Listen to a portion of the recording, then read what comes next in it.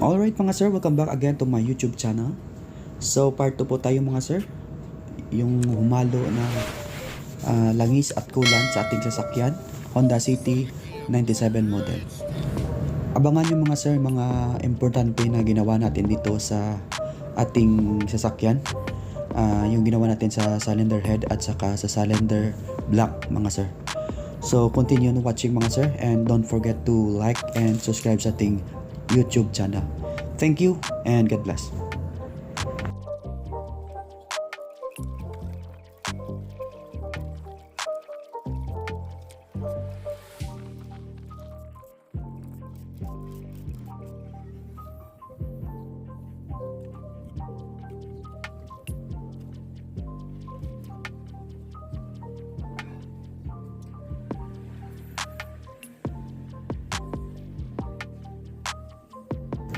So as you can see mga sir, no, may damage talaga ng ating block at saka yung ating cylinder head gasket sir, no, punit-punit na o nawasak na.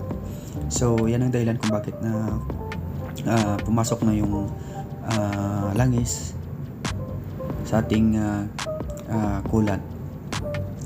Ganyan po sir. So nakita nyo naman yung ating cylinder wall, yung mga tama na parang kinain na ng kalawang. Yan ang dahilan kung gumagamit kayo ng tubig gripo mga sir, no? Kakainin talaga ng kalawang yan.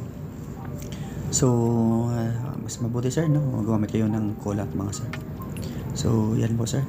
Gagawin natin mamaya sir, no, i-manual replacing natin yung cylinder block at saka cylinder head para iwas back job na tayo mga sir, no. Kaya i-replace natin yan mga sir. So gamitin natin yung cylinder head gasket mga sir is yung asbestos type. Hindi na tayo gagamit ng steel type. So para maganda yung lapat ng ating cylinder head gasket dyan sir sa ating cylinder block at yung cylinder head na.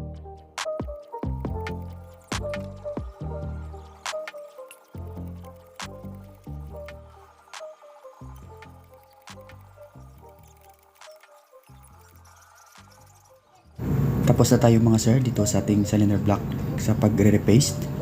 So hindi ko na dinala sa machine shop to mga sir, kasi tested naman to mga sir ang pag manual replacing sa ating cylinder block or cylinder head, no. Marami nitong mga expert na mga mekaniko na gumawa nito at tested and proven talaga sir na hindi na to mag-leak mga sir.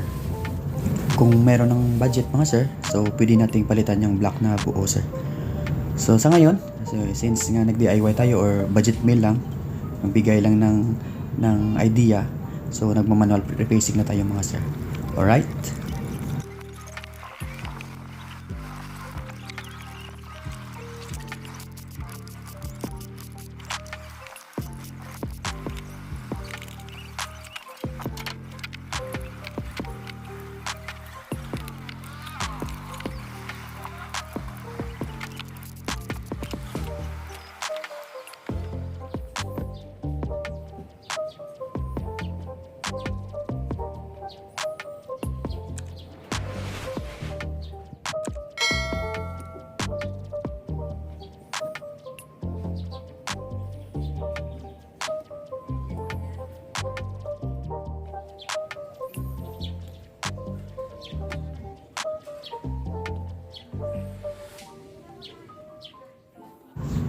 So ngayon mga sir, no, mag-replace na tayo ng ating cylinder head.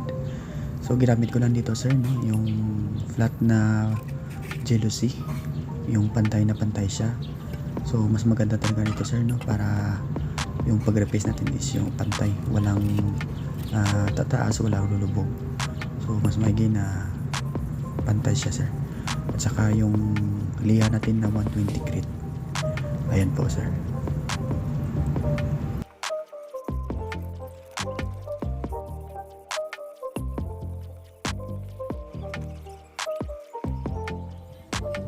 So ito na yung mga sir, no? Okay na yung ating cylinder head. So hindi natin sinagad na mga sir kasi medyo kung subaran natin baka matamaan na yung mga valve natin. So ngayon gagawin natin mga sir, no, mag-leak test tayo sa ating mga valve. So yan lang pag-leak test ko, ganyan lang mga sir. Lagyan ko lang ng gasolina.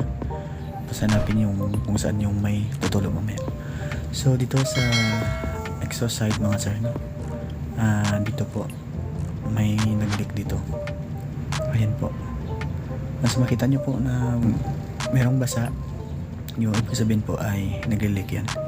So hindi ko na ginamitan ng hangin. So ayan po, kitang-kita po na may leak siya. So sa susunod nating video mga sir, no, ihasain natin yung mga valvulizer, both and intake and exhaust valve. So hindi ko na pahabain yung ating video mga sir. So abangan na lang natin sa part 3 itong video natin sir sa pagbaklas ng ating Honda City 97 model. So thank you for watching and God bless everyone.